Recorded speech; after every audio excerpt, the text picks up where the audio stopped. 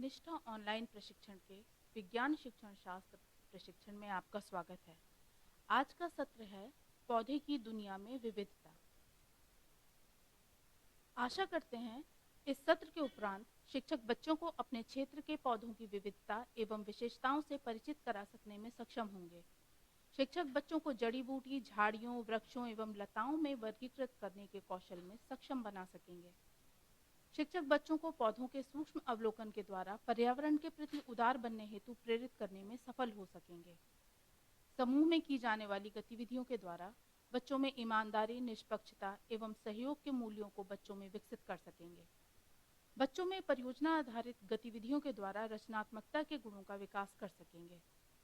बच्चों में पौधों की देखभाल एवं पौधों की सुरक्षा के प्रति चिंता जैसे गुण विकसित कर सकने में सक्षम होंगे।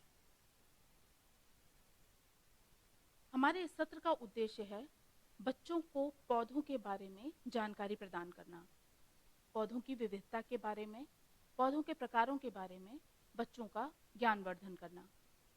हम जानते हैं कि बच्चे अपने चारों ओर पाए जाने वाले पौधों से परिचित होते हैं। वो ये भी जानते हैं कि सभी पौधे समान नहीं होते, बल्कि वो कई मामलों में भिन्न होते हैं, जैसे पौधे की ऊंचाई, फूल, फल, बनावट, आकार, तना। लेकिन ये जरूरी नहीं है कि बच्चे विभिन्न समूहों के पौधों के विभिन्न समूहों के बीच पाए जाने वाली एक रूपता या विविधता से भी परिचित हों। इस सत्र में हम पौधों की दुनिया में मौजूद विविधता की अवधारणा को बच्चों के सामने स्पष्ट करने का प्रयास करेंगे। इस प्रयास को हम गतिविधि के द्वारा बच्चों तक पहुंचाने का प्रयास करते हैं। गतिविधियों को हम निम्न चरणों में संपादित कर सकते हैं: गतिविधि से पहले, गतिविधि के दौरान और गतिविधि के पश्चात। गतिविधि से पहले ध्यान देने योग्य बातें ये हैं कि हम बच्चों से कुछ बात करें, बच्चों से प्रश्नोत्तर के माध्यम से उनके पौधों के विषय का ज्ञान किस स्तर पे है ये जान सकते हैं। उनसे ये पूछा जा सकता है, उन्होंने अपने आसपास के पौधों को कभी ध्यान से देखा है? क्या ये पौधे हमेशा ऐसे छोटे ही थे, या जो ये बड़े पौधे हैं ये हमेशा से बड़े ही थे? क्या ये आपस में समान थे या अलग हैं? इसी तरह से इनमें क्या समानता या असमानता, ये किस कारण से है? इस प्रकार के प्रश्नों के उत्तर या इस प्रकार की चर्चाएं बच्चों के बीच में की जा सकती हैं। हमें यहाँ पर ये ध्यान देना है कि बच्चों के हर सवाल के जवाब को हमें सराहना करनी है। अंतर्मुखी बच्चों पर विशेष ध्यान देना है, क्योंकि जो बच्चे कक्षा के पारंपरिक स्वरूप में शांत रहते हैं या किसी भी प्रकार का प्रदर्शन नहीं करते, वे अधिकांशतः गतिविधि के दौरान काफी सक्रिय रहते हैं।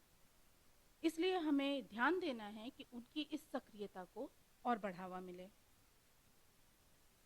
उन विद्यार्थियों को हमें विशेष ध्यान देना है। चूंकि ये सामान्य विषय है, इसलिए उन्हें अपने विचार साझा करने में कोई समस्या नहीं होगी। विषय पर कुछ चर्चाओं के बाद अब हम विद्यार्थियों को गतिविधि के बारे में या गतिविधि से परिचित कराते हैं। गतिविधि के दौरान ध्यान देने योग्य बिंदु ये हैं कि हमें बच्चों को स्पष्ट निर्देश देने हैं कि वे पौधों के अवलोकन के समय ना तो पौधों को नोचें, ना ही उन्हें तोड़ें, ना ही किसी भी पौधे को उखाड़ें। प्रत्येक बच्चे के कार्य का आप सावधानी पूर्वक अवलोकन करें। बच्चों को जानकारी को कई प्रकार की तालिकाएं बनाकर एकत्रित करने के लिए निर्देशित करें। बच्चों को आपस में चर्चा करने के लिए भी प्रोत्साहित करें। एक बार फिर से शर्मीले और अंतर्मुखी बच्चों को प्रेरित व उत्साहित करना न भूलें।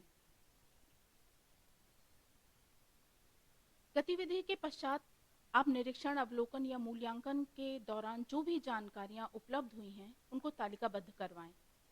प्रत्येक समूह के कार्य को पूरी कक्षा के सामने साझा करवाएं और अन्य समूहों के कार्य अथवा तालिका से उसकी तुलना करवाएं। प्राप्त परिणामों के आधार पर शिक्षक आकलन कर सकते हैं कि बच्चों ने पौधों के बारे में क्या क्या जानकारी एकत्रित की, वे इन जानकारियों को पाने के लिए अपने लक्ष्य तक पहुंचे या नहीं। हमें इन सारी गतिविधियों के बीच में एक सूत्रधार की भूमिका का निर्वहन करना है। जहां पर बच्चों को किसी प्रकार की समस्या अथवा भ्रम हो, वहां बच्चों को आप निर्देशित करें। ताकि वे समय पर अपने कार्य को सही दिशा की ओर ले जा सकें। आइए प्रथम गतिविधि को देखते हैं। गतिविधि का नाम है परिवेश की खोज। इस गतिविधि को हम 20 मिनट के समय में पूर्ण कर सकते हैं। सर्वप्रथम हम इस कार्य को करने के लिए विद्यार्थियों को समूह में विभाजित करेंगे। समूह ऐसे हों जो आपस में अंतरक्रिया कर सकें। 5 या 6 विद्यार्थियों के समूह पर्याप्त हैं। शिक्षक विद्यार्थियों को विद्यालय परिसर में या आसपास की सुरक्षित जगहों के निरीक्षण का निर्देश दें, जहां पौधे उगे हुए हों या जहां उगाए जाते हों। ये निर्देश दोबारा दें कि वे पौधों को नुकसान न पहुंचाएं। बच्चों को नोटबुक के साथ अवलोकन के या निरीक्षण करने का निर्देश दें। हर समूह को तालिका बनाने का निर्देश दे सकते हैं।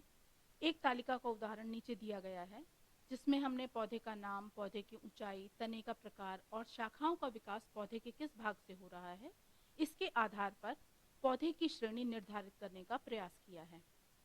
जिसमें बच्चों ने आम के पेड़ का निरीक्षण किया और इसमें इसके तने के प्रकार, ऊंचाई और शाखाओं के विकास के द्वारा पाया कि यह पौधों में वृक्ष श्रेणी में आता है।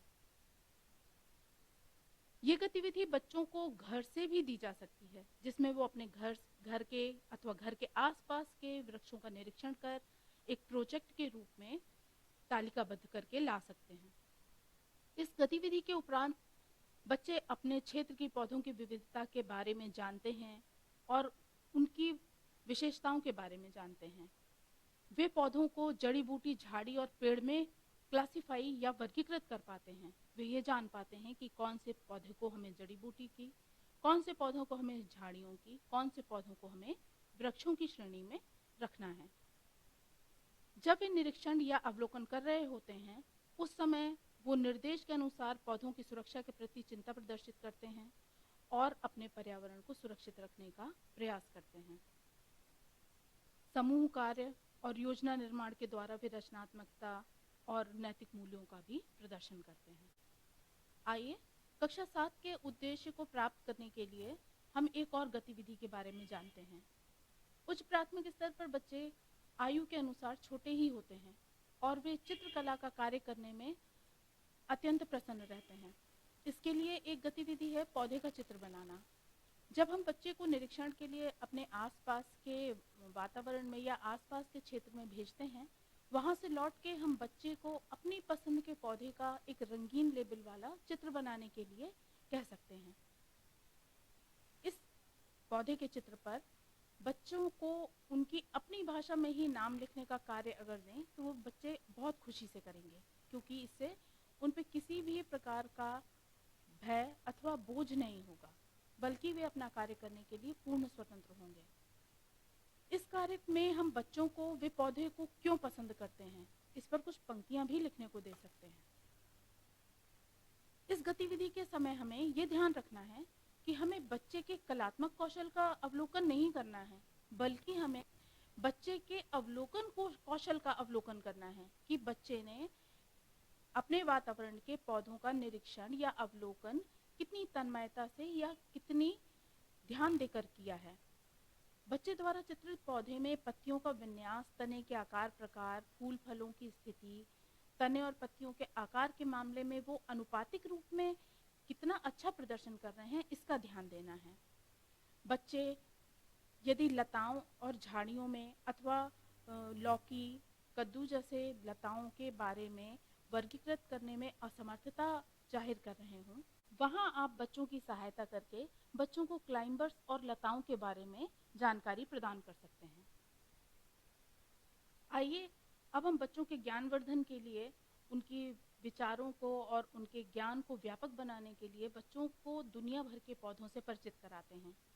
इस गतिविधि को करने के लिए हम दुनिया भर के या अपने देश के विभिन्न भागों के पौधों के वीडियो या तस्वीरें जो भी उपलब्ध हो सकें, उनका प्रयोग करते हैं। यदि हम कार्ड तैयार कर रहे हैं तो कार्ड पे पौधे का चित्र, पौधे का नाम और वो किस स्थान या किस प्रकार की जलवायु में पाया जाता है, ऐसी जानकारी लिखे हुए कार्ड तैयार कर सकते हैं। इन कार्ड को अगर हम लैमिनेट करवा लें तो हम इन्हें कई वर्षों तक प्रयोग में ला सकते हैं। ये गतिविधि बच्चों की कल्पना और ज्ञान को वैश्विक और व्यापक बनाने में सहायक है। गतिविधि के उपरांत बच्चे अपने आसपास के पौधे और जो उन्होंने चित्र या वीडियो में पौधे देखे हैं उनके आपस में तुलनात्मक अध्ययन कर सकते हैं। उन्हें उन पौधों में जो समानता या अंतर दिखाई देते हैं उनके बारे में विचार कर सकते हैं।